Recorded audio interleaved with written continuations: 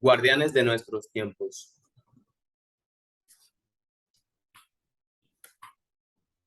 A pesar de los beneficios del fuego, hace 150.000 años los humanos eran todavía criaturas marginales. Ahora podían asustar a los leones, caldearse durante las noches frías, incendiar algún bosque, pero considerando todas las especies juntas, aún así no había más que quizá 1 millón de humanos que vivían entre el archipiélago indonesio y la península ibérica, un mero eco en el radar ecológico.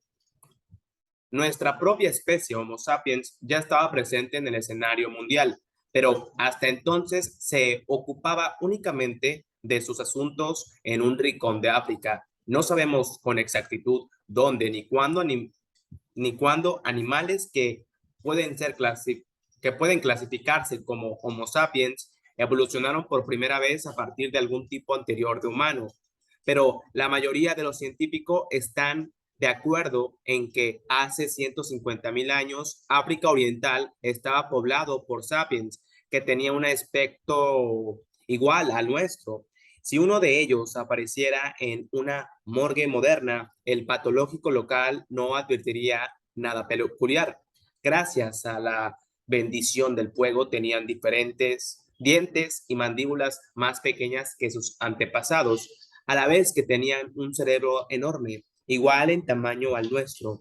Los científicos también coinciden en que hace unos 70.000 años, sapiens procedientes de África Oriental se extendieron por la península arábica y desde allí invadieron rápidamente todo el continente euroasiático. Véase el mapa 1. Los números indican las fechas de llegada de Homo sapiens en años antes del presente.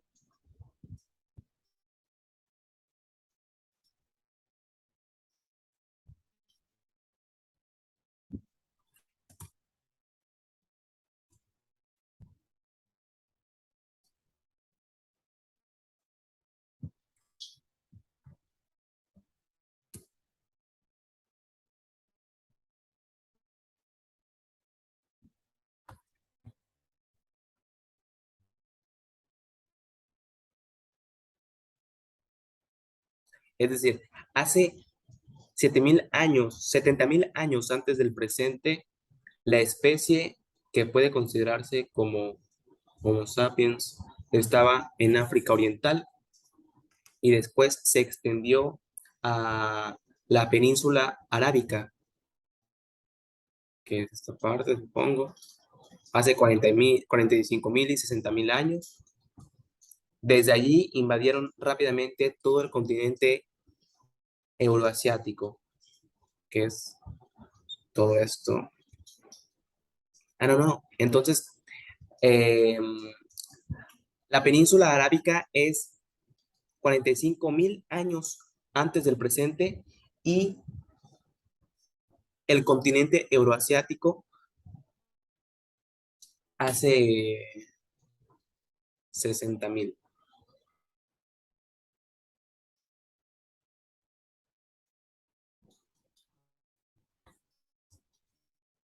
Posteriormente llegaron al continente americano hace 16.000 años antes del presente, cruzando el puente de Bering, el puente de Bering.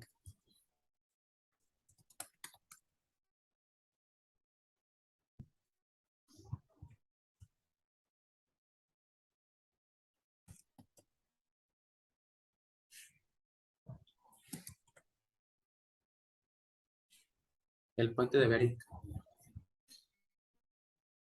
Y descendieron a toda la parte que ahora es Canadá, Estados Unidos y México, es decir, como el Norteamérica y el Sudamérica posteriormente, hace 14.000 años antes del presente.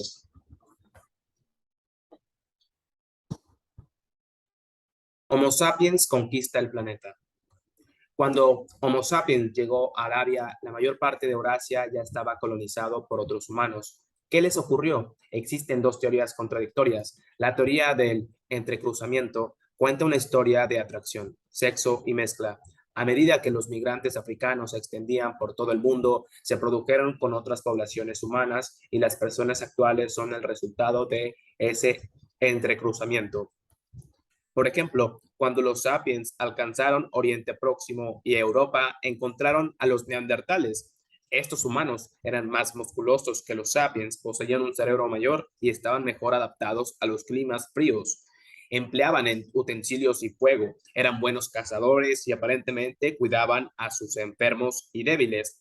Los arqueólogos han descubierto huesos de neandertales que vivieron durante mucho tiempo, años con impedimentos físicos graves que son prueba de que eran cuidados por sus parientes.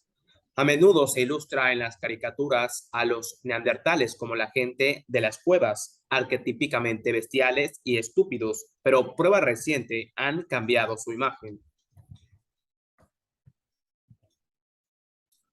Una reconstrucción especulativa de un niño neandertal. Las pruebas genéticas indican que al menos algunos neandertales pudieron haber tenido la piel y el pelo claro.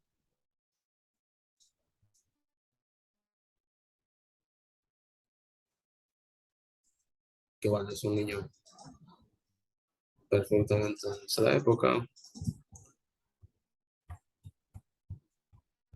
Según la teoría del entrecruzamiento, cuando los sapiens se extendieron por las tierras de los neandertales, los sapiens se produjeron con los neandertales, hasta que las dos poblaciones se fusionaron. Si este fuera el caso, entonces los euroasiáticos de la actualidad no son sapiens puros, son una mezcla de sapiens y neandertales. De manera parecida, cuando los sapiens alcanzaron Asia Oriental, se entrecruzaron con los erectus locales, de manera que chinos y coreanos son una mezcla de sapiens y erectus. La hipótesis opuesta, la llamada teoría de la sustitución, cuenta una historia muy distinta, una historia de incompatibilidad, aversión, quizá incluso genocidio. Según esta teoría, los sapiens y los otros humanos tenían anatomías diferentes y muy probablemente hábitos de apareamiento e incluso olores corporales diferentes. ¿Habrían tenido acaso interés sexual los unos hacia los otros? E incluso si un Romeo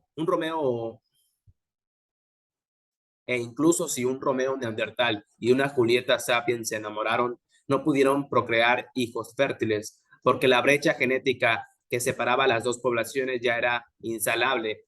Las dos poblaciones permanecieron completamente distintas y cuando los neandertales se extinguieron o fueron exterminados, sus genes murieron con ellos. De acuerdo con esta teoría, los sapiens sustituyeron a todas las poblaciones humanas anteriores sin mezclarse con ellas.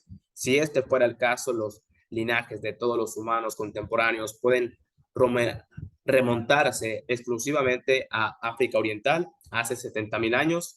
Todos somos sapiens puros. Muchas cosas dependen de este debate. Desde una perspectiva evolutiva, 70.000 años es un intervalo relativamente corto. Si la teoría de la situación es correcta, todos los humanos actuales tienen aproximadamente el mismo equipaje genético y las distinciones raciales entre ellos son insignificantes. Pero si la teoría del entrecruzamiento es cierta, bien pudiera haber diferentes genéticas entre africanos, europeos y asiáticos que se remoten cientos de miles de años. Esto es dinamita política que podría proporcionar material para teorías raciales explosivas. En las últimas décadas, la teoría de la sustitución ha sido la que ha tenido más aceptación en la disciplina. Tiene el respaldo arqueológico más firme y era políticamente correcta. Los científicos no tenían ningún deseo de abrir la caja de Pandora del racismo al afirmar que entre las poblaciones humanas modernas había una diversidad genética significativa, pero esto se acabó en 2010, cuando se publicaron los resultados de un estudio que duró 4 años para cartografiar el genoma de los neandertales. Los, los genetistas habían podido reunir el suficiente ADN intacto de neandertales a partir de fósiles para efectuar una comparación general entre este y el ADN de humanos contemporáneos. Los resultados sorprendieron a la comunidad científica. Resultó que entre el 1 y el 4% del ADN humano único de población moderna de Oriente Próximo y Europa es ADN de Neandertal.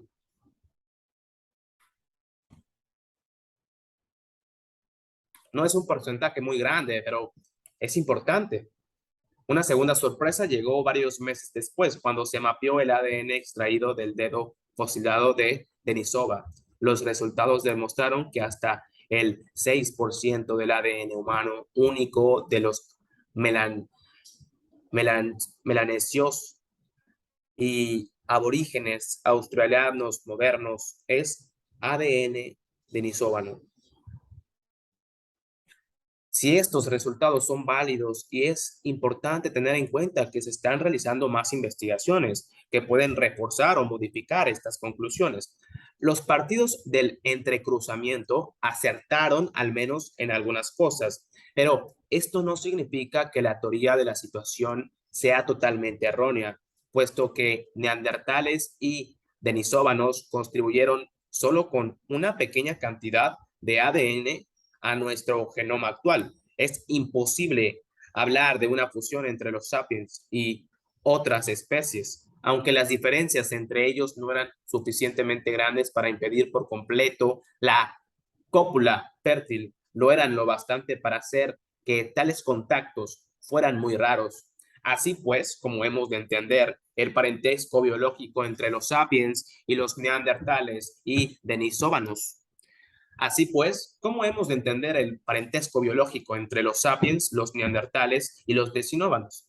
Es obvio que no se trata de especies completamente diferentes, como los caballos y los asnos. Por otra parte, no se trataba simplemente de poblaciones diferentes de la misma especie, como los bulldogs y los sapiens. La realidad biológica no es blanca y negra. Existen asimismo importantes áreas grises. Cada dos especies que evolucionaron a partir de un antepasado común, como caballos y asnos, fueron en algún momento dos poblaciones de la misma especie, como los bulldogs y los sapiens. Tuvo que haber existido un momento en el que las dos poblaciones ya eran muy distintas entre sí, pero que todavía eran capaces, en raras ocasiones, de tener sexo y procrear descendientes fértiles. Después, otra mutuación cercenó este último hilo que las conectaban y siguieron sus caminos evolutivos separados. Parece que hace unos 50.000 años, sapiens y neandertal. Parece que hace unos 50.000 años, sapiens, neandertales y denisóvanos se hallaban en este punto limítrofe. Eran casi especies completamente separadas, pero no del todo. Como veremos en el capítulo siguiente, los sapiens ya eran muy diferentes de los neandertales y denisóvanos, no solo en su código genético y en sus rasgos físicos, sino también en sus capacidades cognitivas y sociales. Pero parece que todavía era posible en raras ocasiones que un sapiens y un neandertal procrearan un hijo fértil, de manera que las poblaciones no se mezclaron por unos pocos genes neandertales afortunados, sí que consiguieron un pasaje en el expreso sapiens. Es inquietante y quizá emocionante pensar que nosotros, sapiens, pudimos en una época haber tenido sexo con un animal de una especie diferente y pudimos haber engendrado hijos únicos. Pero si los neandertales, los denisóvanos y otras especies humanas no se fusionaron con los sapiens, ¿por qué desaparecieron? Una población es que Homo sapiens, una posibilidad es que Homo sapiens los empujara hacia la extinción. Imagine, lector, una banda de sapiens que llega a un valle de los Balcanes en el que han vivido neandertales durante cientos de años, cientos de miles de años. Los recientes llegados empezaron a cazar los ciervos y a recolectar las nueces y bayas que eran los alimentos básicos de los neandertales. Tal como veremos en el capítulo siguiente, los sapiens eran cazadores y recolectores más diestros, gracias a una mejor tecnología gracias a una mejor tecnología y habilidades sociales superiores, de manera que se multiplicaron y se expandieron. Los neandertales menos ingeniosos encontraron cada vez más dificultades para procurarse alimento. Su población se redujo y se extinguieron lentamente, excepto por uno o dos miembros que se unieron a sus vecinos sapiens. Otra posibilidad es que la competencia por los recursos derivada en violencia y genocidio derivara en violencia y genocidio. Otra posibilidad es que la competencia por los recursos derivara en violencia y genocidio. La tolerancia no es una marca de fábrica de los sapiens. En tiempos modernos, pequeñas diferencias en el color de la piel, el dialecto o la religión han sido suficientes para animar a un grupo de sapiens que se dispusiera a exterminar a otro grupo. ¿Habrían sido los antiguos sapiens más tolerantes hacia una especie humana completamente diferente? Bien, pudiera ser que cuando los sapiens se toparan con los neandertales, el resultado fuera la primera y más importante campaña de limpieza étnica de la historia. Ocurriera como ocurriese, los neandertales y las demás especies humanas plantean uno de los grandes interrogantes de la historia. Imagina el lector cómo podría haber ido las cosas si los neandertales o los denisóvanos hubieran sobrevivido junto con Homo sapiens. ¿Qué tipo de culturas, sociedad y estructuras políticas habrían surgido de un mundo en el que coexisten varias especies humanas diferentes? Por ejemplo, ¿cómo se habría desplegado las distintas creencias religiosas? ¿Habría declarado el libro de Génesis que los neandertales descendían de Adán y Eva? ¿Habría muerto Jesús por los pecadores de los denisóvanos? ¿Y habría reservado el Corán moradas celestiales para todos los humanos virtuosos, fuera cual fuese su especie? ¿Habrían podido servir los neandertales en las legiones romanas o la extensa burocracia de la China imperial? ¿Acaso la Declaración de Independencia de Estados Unidos habría sostenido como una verdad evidente que todos los miembros del género Homo son creados igual? ¿Habría animado Karl Marx a los trabajadores de todas las especies a que se unieran? Durante los últimos 10.000 años, Homo sapiens se ha acostumbrado tanto a ser la única especie humana que es difícil para nosotros concebir ninguna otra posibilidad. Nuestra carencia de hermanos y hermanas hace que nos resulte más fácil imaginar que somos el epítome de la creación y que una enorme brecha nos separa del resto del reino animal. Cuando Charles Darwin indicó que Homo sapiens era solo otra especie animal, sus coetanos se sintieron ofendidos. Incluso en la actualidad muchas personas rehúsan a creerlo. Si los neandertales hubieran sobrevivido, ¿nos imaginaríamos todavía que somos una criatura diferente? Quizá esta sea exactamente la razón por la que nuestros antepasados eliminaron a los neandertales. Eran demasiados familiares para ignorarlos, pero demasiados diferentes para tolerarlos. Tenga de ello, tengan de ello la culpa los sapiens o no, tan pronto como llegaba a una nueva localidad, la población nativa se extinguía. Los últimos restos de Homo solensis datan de hace unos 50.000 años. Homo denisova, Homo denisova desapareció poco después. Los neandertales hicieron lo propio hace unos 30.000 años. Los últimos humanos enanos desaparecieron de la isla de Flores hace aproximadamente 12.000 años. Dejaron algunos huesos, utensilios y líticos, unos pocos genes en nuestro ADN y un montón de preguntas sin respuesta. También nos dejaron a nosotros, Homo sapiens, la última especie humana. ¿Cuál fue el secreto del éxito de los sapiens? ¿Cómo conseguimos establecernos tan rápidamente en tantos hábitats tan diferentes y ecológicamente bueno, rápidamente en tantos hábitats tan distantes y ecológicamente tan diferentes? ¿Qué hicimos para empujar a las demás especies humanas a caer en el olvido? ¿Por qué ni siquiera los neandertales con un cerebro tan grande y fuerte y a prueba de frío sobrevivieron a nuestra embestida? El debate continúa abierto. Las respuestas más probables es lo mismo que hace posible el debate. Homo sapiens conquistó el mundo gracias, por encima de todo, a su lenguaje único.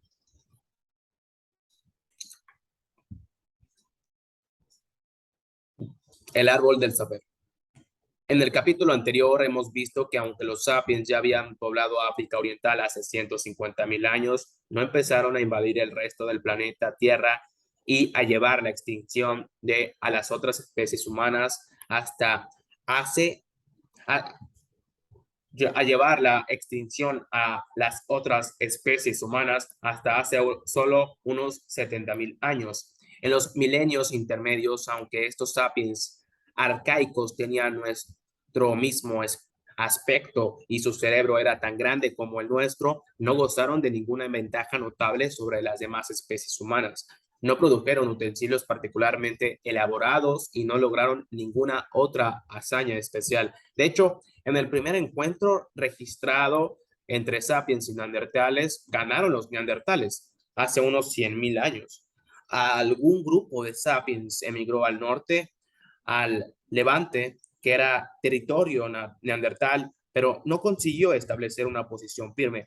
Pudo deberse a los nativos bélicos, a un clima inclemente o a parásitos locales extraños. Fuera cual fuera la razón, los sapiens acabaron por retirarse, dejando a los neandertales como dueños de Oriente Próximo. Este número de escaso de logros ha hecho que los expertos especulen que la estructura interna del cerebro de estos sapiens probablemente eran diferente de la nuestra.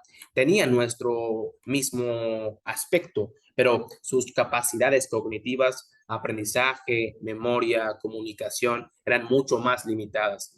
Enseñar a estos sapiens antiguos español, persuadirlos de la verdad del dogma cristiano o conseguir que comprendieran la teoría de la evolución habría sido probablemente una empresa imposible.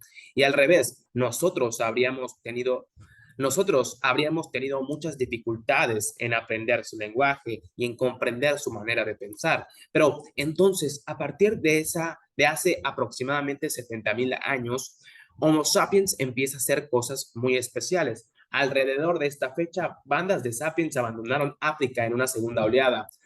Esta vez expulsaron a los neandertales y a todas las demás especies humanas, no solo de Oriente Próximo, sino de la paz de la Tierra. En un periodo notable, reducido, los sapiens llegaron a la Europa y a Asia Oriental.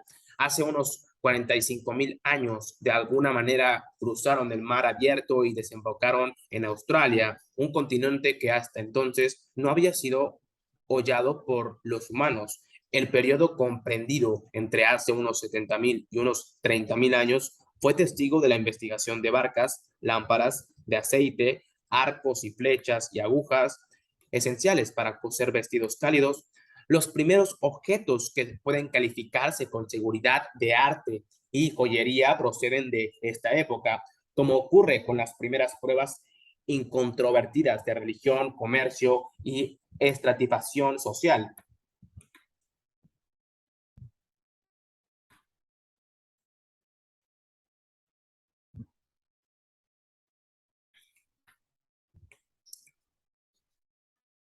Una figura de marfil, de mamut, de un hombre león o de una mujer leona de la cueva de Stades en Alemania hace unos 32.000 años. El cuerpo es humano, pero la cabeza es leonina. Este es uno de los primeros ejemplos indiscutibles de arte y probablemente de religión, así como de la capacidad de la mente de imaginar cosas que no existen realmente.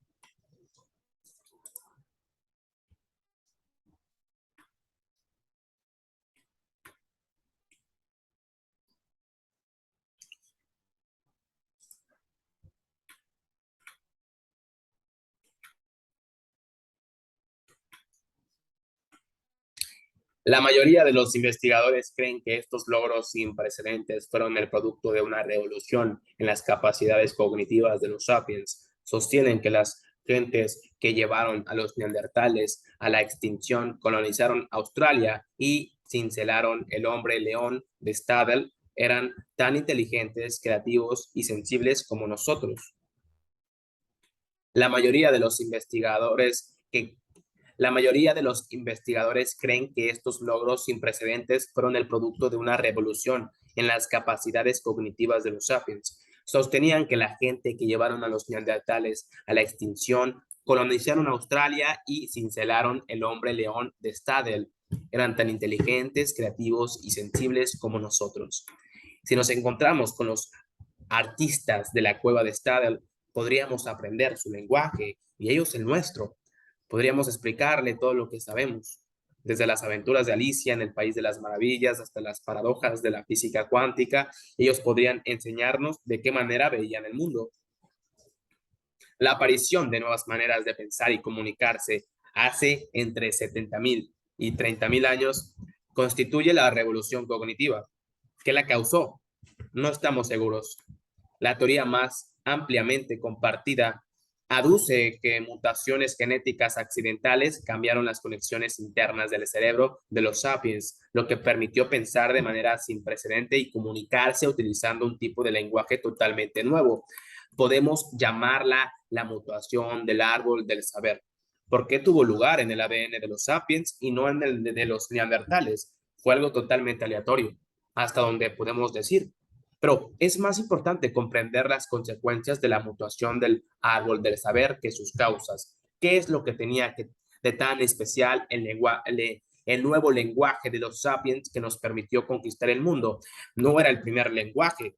Cada animal tenía algún tipo de lenguaje. Incluso los insectos como las abejas y las hormigas saben cómo comunicarse de manera complejas y los individuos se informan unos tras a otros de la localización de alimentos. Tampoco era el primer lenguaje vocal.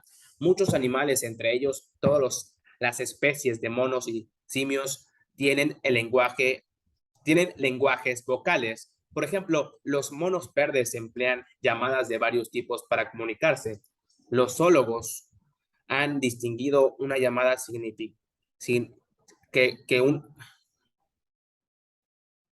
Por ejemplo, los monos verdes emplean llamadas de varios tipos para comunicarse.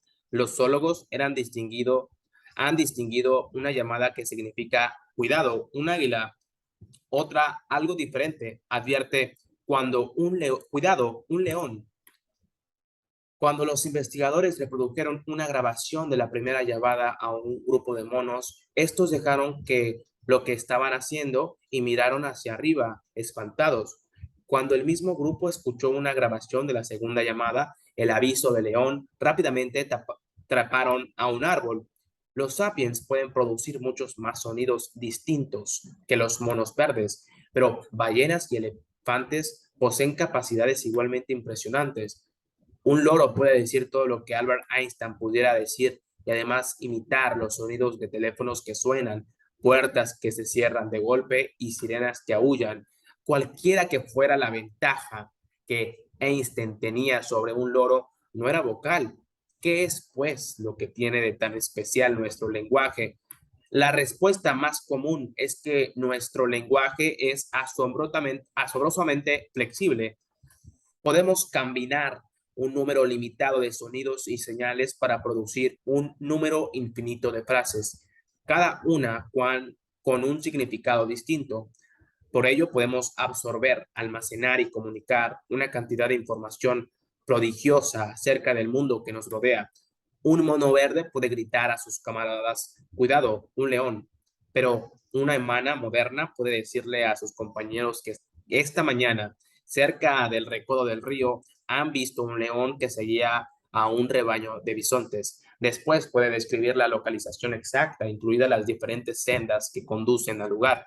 Con esta información, los miembros de su cuadrilla pueden deliberar y discutir si deben acercarse al río con el fin de ahuyentar al león y cazar a los bisontes. Una segunda teoría plantea que nuestro lenguaje único evolucionó como un medio de compartir información sobre el mundo, pero la información más importante que eran necesarias transmitir eran acerca de los humanos, no acerca de los leones, los bisontes. Nuestro lenguaje evolucionó como una variante de chismorreo. Según esta teoría, Homo sapiens es ante todo un animal social.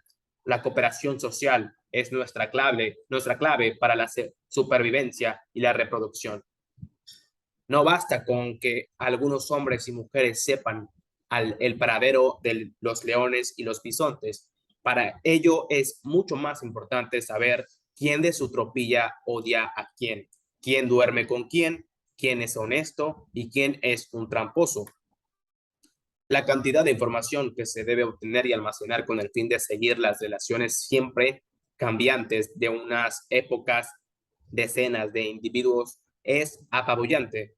En una cuadrilla de 50 individuos hay 1.225 relaciones de uno a uno e intocables combinaciones sociales complejas más. Todos los simios muestran un fuerte interés por esta información social, pero tienen dificultades en chismorrear de manera efectiva. Probablemente los neandertales y los Homo sapiens arcaicos también tenían dificultades para hablar unos a espalda de los otros, una capacidad muy perniciosa que en realidad es esencial para la cooperación en gran número. Las nuevas capacidades lingüísticas que los sapiens modernos adquirieron hace unos 70.000 años les permitieron chismorrear durante horas. La información fiable acerca de en quién se podía confiar significaba que las cuadrillas pequeñas podían expandirse en cuadrillas mayores y los sapiens pudieron desarrollar tipos de cooperaciones más estrechas y refinadas. La teoría del chismorreo puede parecer una broma, pero hay numerosos estudios que la respaldan. Incluso hoy en día la inmensa mayoría de la comunicación humana, ya sea en forma de mensaje de correo electrónico, de llamadas telefónicas o de columnas periódicas, es chismorreo. Es algo que nos resulta tan natural que parece como si nuestro lenguaje hubiera evolucionado para este único propósito. ¿Acaso cree el lector que los profesores de historia charlan sobre las razones de la Primera Guerra Mundial cuando se reúnen para almorzar? ¿O que los físicos nucleares pasan las pausas para el café de los congresos científicos hablando de quarks?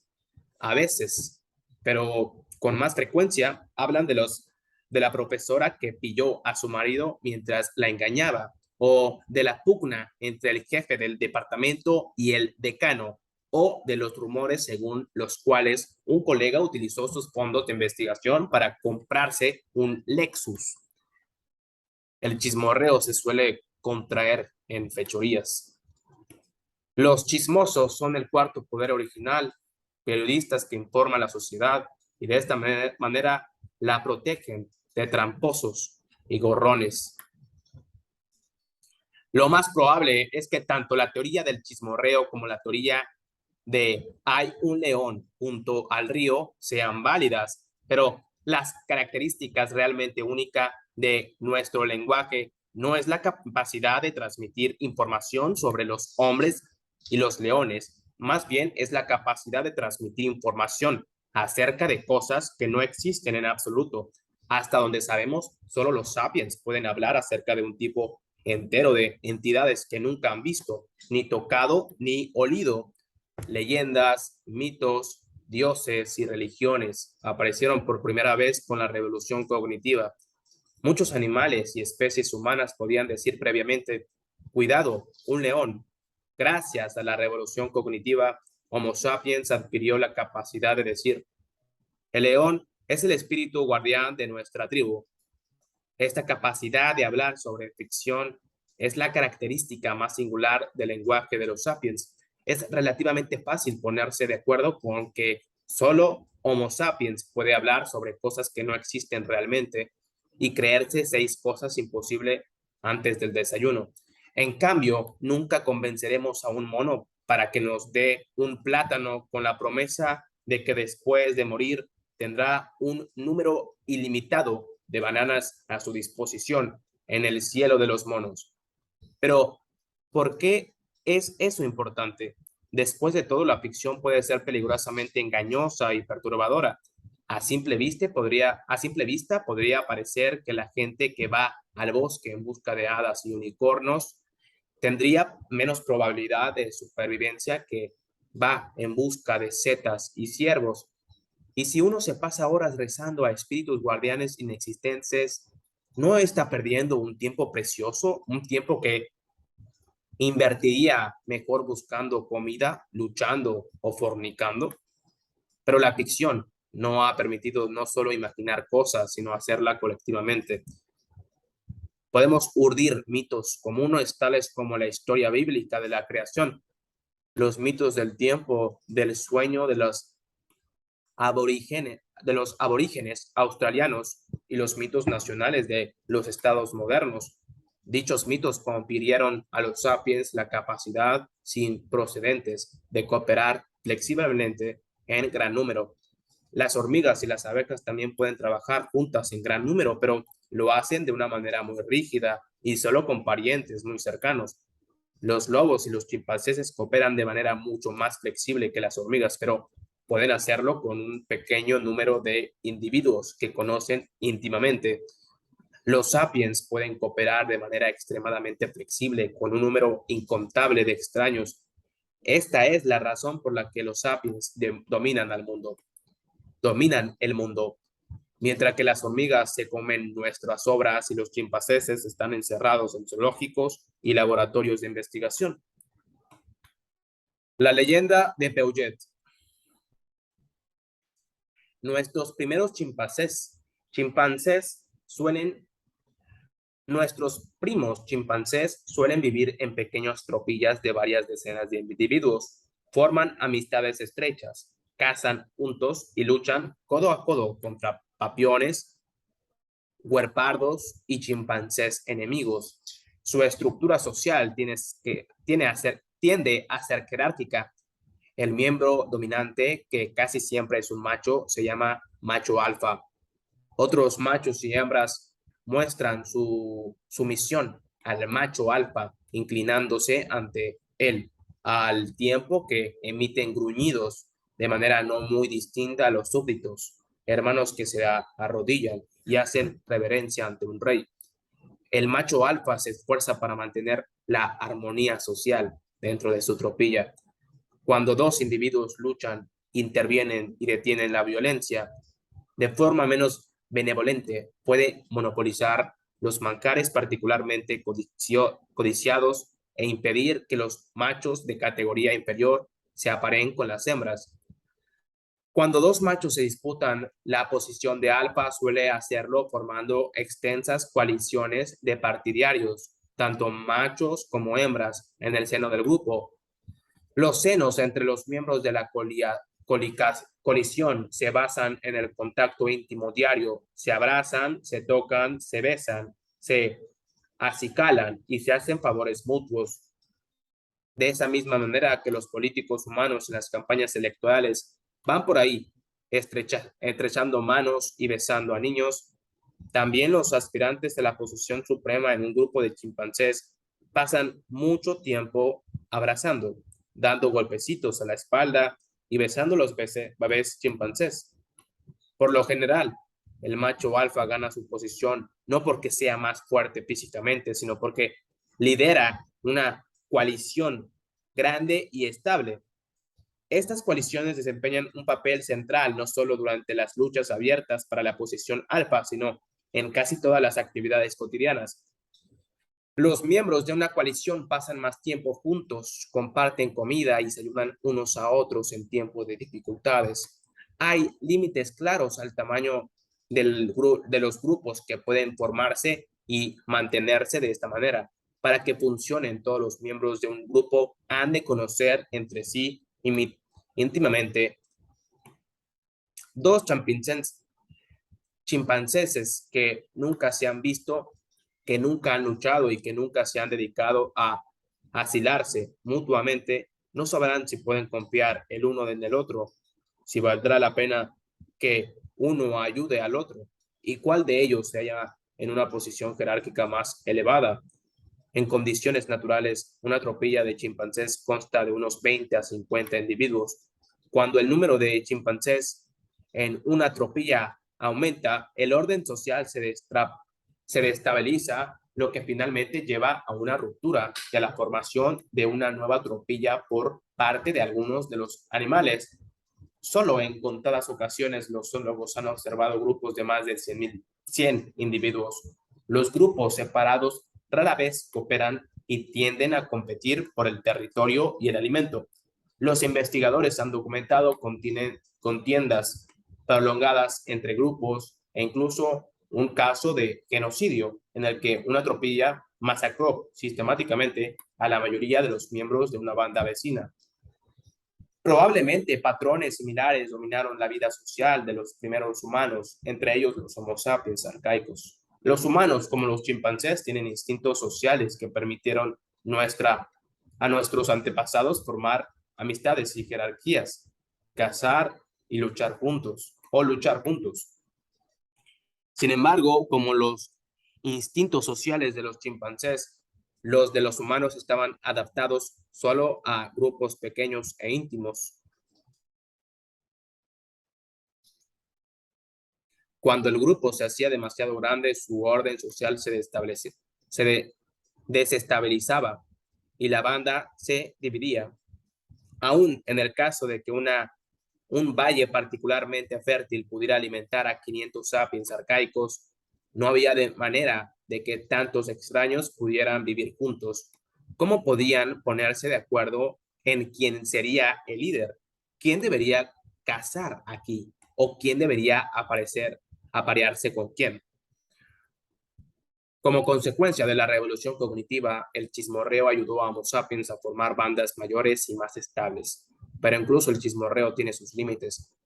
La investigación sociológica ha demostrado que el máximo tamaño natural de un grupo unido por el chismorreo es de unos 150 individuos. La mayoría de las personas no pueden conocer íntimamente a más de 150 seres humanos, ni chismorrear efectivamente con ellos.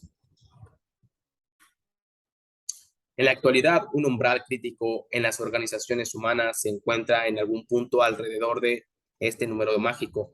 Por debajo de dicho umbral, comunidades, negocios, redes sociales y unidades militares pueden mantenerse basándose principalmente en el conocimiento íntimo y en la actividad de los chismosos.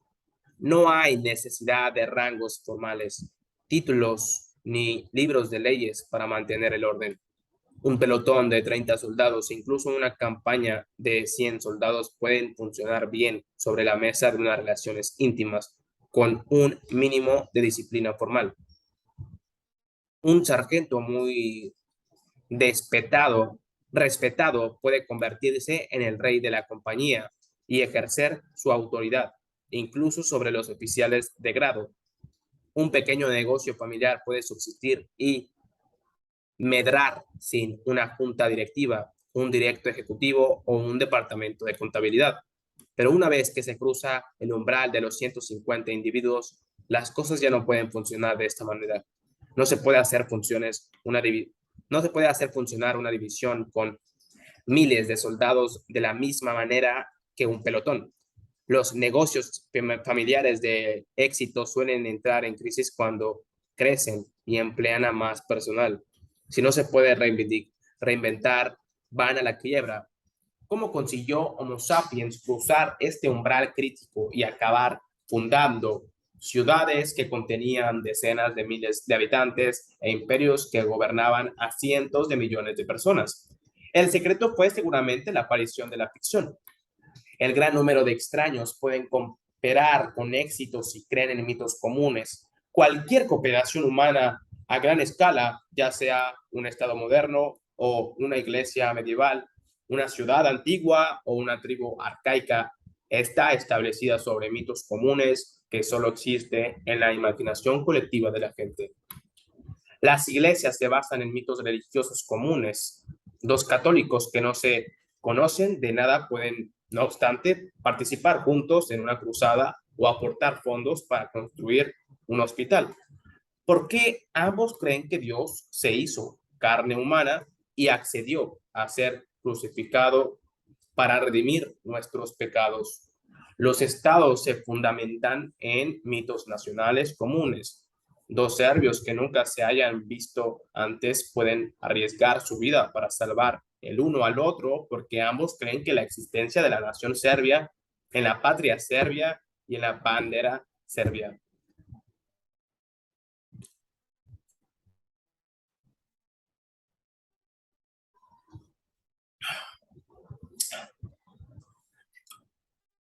Los sistemas judiciales se sostienen sobre mitos legales comunes. Sin embargo, dos abogados que no se conocen de nada pueden combinar sus esfuerzos para defender a un completo extraño, porque todos creen en la existencia de leyes, justicia, derechos humanos y en el dinero que se desembolsa en sus honorarios. Y no obstante, ninguno de estas cosas existe fuera de los relatos de la gente que la gente se inventa y se cuenta unos a otros. No hay dioses en el universo, no hay naciones, no hay dinero, ni derechos humanos, ni leyes, ni justicias, fuera de la imaginación común de los seres humanos. La gente entiende fácilmente que los primitivos con cimentes su orden social mediante creencias en fantasmas y espíritus que se reúnen cada luna llena para bailar junto alrededor de una hoguera.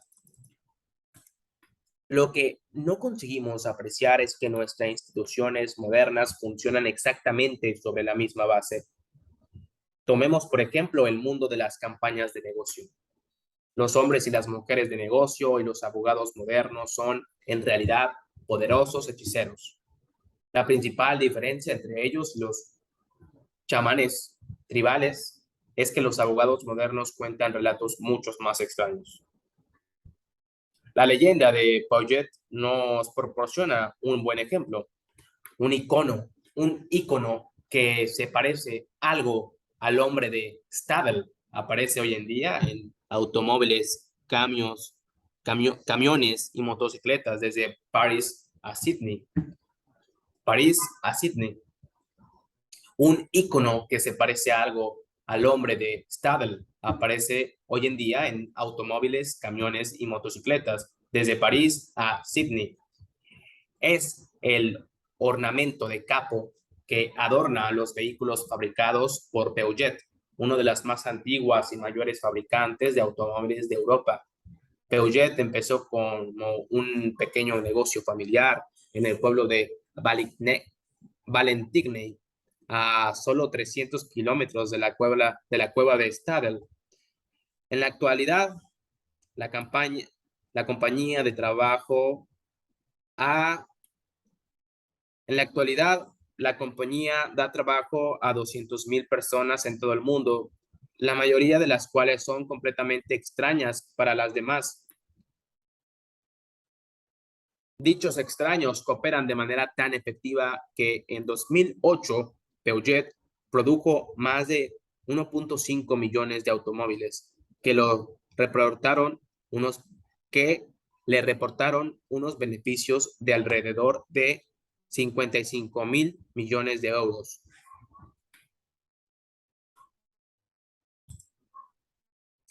El león de Peugeot.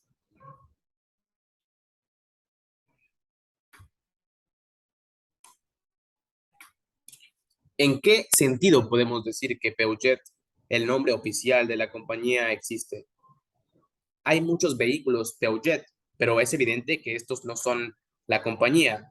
Incluso si todos los Peugeot del mundo se redujeran a chatarra y se vendieran como metales desguazados, Peugeot no desaparecería. Continuaría fabricando nuevos automóviles y produciendo su informe anual. La compañía es propietaria de fábricas, maquinarias y salas de exhibición y emplea mecánicos, contables y secretarias, pero todos ellos juntos no abarcan Peugeot. Un desastre podría matar a todos y cada uno de los empleados de Peugeot y seguir destruyendo todas sus cadenas de montaje y sus despachos ejecutivos. Incluso entonces la compañía podría pedir dinero prestado, contratar a nuevos empleados, construir nuevas fábricas y comprar nueva maquinaria.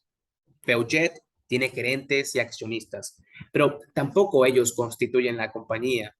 Se podría despedir a todos los gerentes y vender todas sus acciones, pero la compañía permanecería intacta. Esto no significa que Peugeot sea invulnerable o inmortal. Si un juez ordenara la disolución de la compañía, sus fábricas seguirían en pie y sus trabajadores contables, gerentes y accionistas continuarían viviendo. Pero Peugeot desaparecería inmediatamente. En resumen, Peugeot parece no tener ninguna conexión real con el mundo físico. ¿Existe realmente? Peugeot es una invención de nuestra imaginación colectiva. Los abogados llaman a eso ficción legal. No puede ser señalada, no es un objeto físico, pero existe como entidad legal. Incluso que el lector o yo está obligada por las leyes de los países en los que opera. Puede abrir una cuenta bancaria y tener propiedades, pagar impuestos y puede ser demandada e incluso procesada separadamente de cualquiera de las personas que son propietarias o trabajan para ella. Peugeot permanece a un género particular de ficción legales llamada compañías de responsabilidad limitada. La idea que hay detrás de estas compañías es una de las invenciones más. La idea que hay detrás de estas compañías es una de las invenciones más ingeniosas de la humanidad. Homo sapiens vivió durante incontables milenios sin ellas. Durante la mayor parte de la historia documentada solo podían tener propiedades los humanos de carne y hueso, del tipo que andaba sobre dos piernas y tenían un cerebro grande. Si en la Francia del siglo XVIII Jane establecía un taller de construcción de carros, él mismo era el negocio. Si uno de los carros que construía se atropiaba, estropeaba una semana después de haber sido comprado, el comprador descontento habría demandado personalmente a Jane. Si Jane hubiera pedido prestado 1,000 monedas de oro para establecer su taller y el negocio quebrara, habría tenido que devolver el préstamo vendiendo su propiedad privada, su casa, su vaca, su tierra. Incluso podría haber visto obligado a vender a sus hijos en vasallaje. Si no podía cubrir la deuda, podría haber sido encarcelado por el Estado o esclavizado por sus acreedores. Era completamente responsable, sin límites, de todas las obligaciones en las que su taller hubiera incurrido. Si el lector hubiera vivido en esa época, probablemente se le habría pensado 2 veces antes de abrir un negocio propio. Y en efecto, esta situación legal desanimaba a los emprendedores.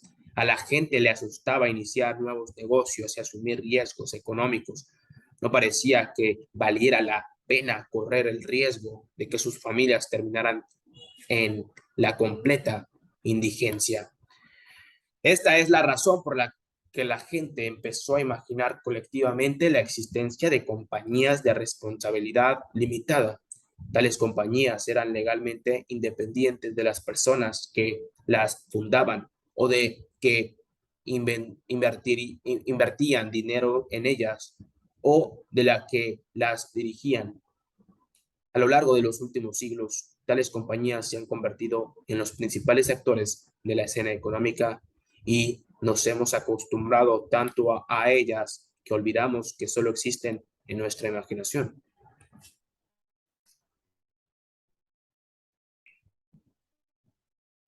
En Estados Unidos, el término técnico para una compañía de responsabilidad limitada es corporación, lo que resulta irónico porque el término deriva del latín corpus, cuerpo, lo único de lo que carecen dichas corporaciones.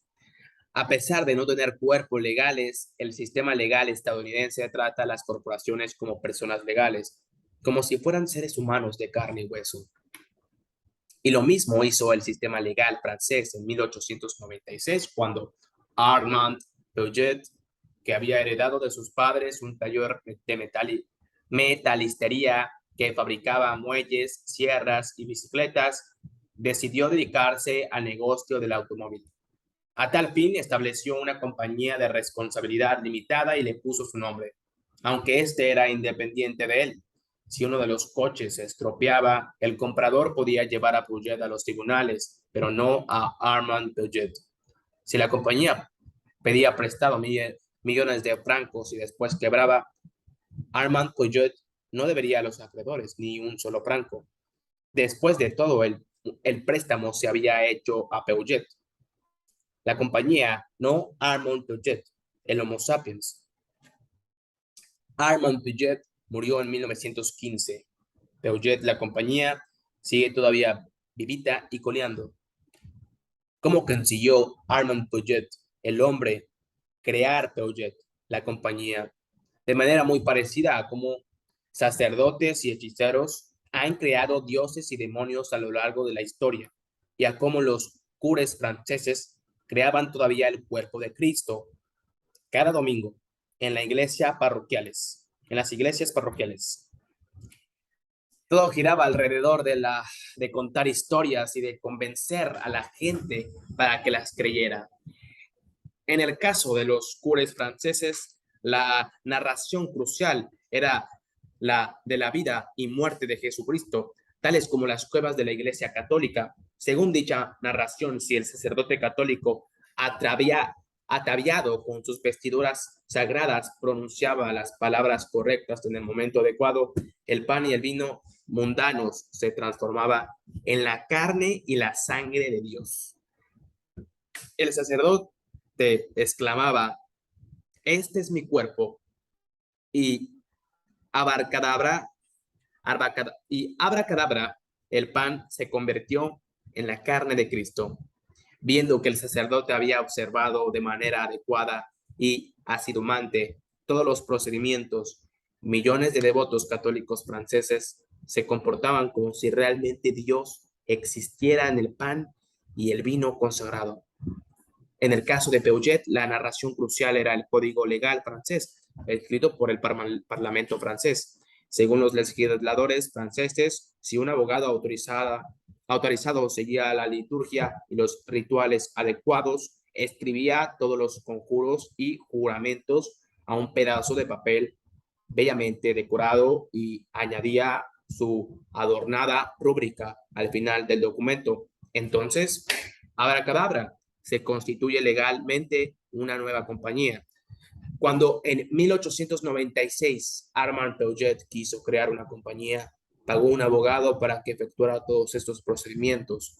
Una vez que el abogado hubo realizado los rituales adecuados y pronunciado los conjuros y juramentos necesarios, millones de honestos ciudadanos franceses se comportaron como si la compañía Peugeot existiera realmente.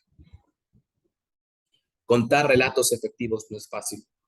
La dificultad no estriba en contarlos, sino en convencer a todos y cada uno para que los crean. Gran parte de la historia gira alrededor de la cuestión: ¿cómo convence uno a millones de personas para que crean determinadas historias sobre dioses o naciones o compañías de responsabilidad limitada? Pero cuando esto tiene éxito, confiere un poder inmenso a los sapiens, porque permite a millones de extraños cooperar y trabajar hacia objetivos comunes. Piense el lector lo difícil que habría sido crear estados o iglesias o sistemas legales si solo pudiéramos hablar de cosas que realmente existen, como los ríos, árboles y leones. En el transcurso de los años, la gente ha urdido una compleja red de narraciones.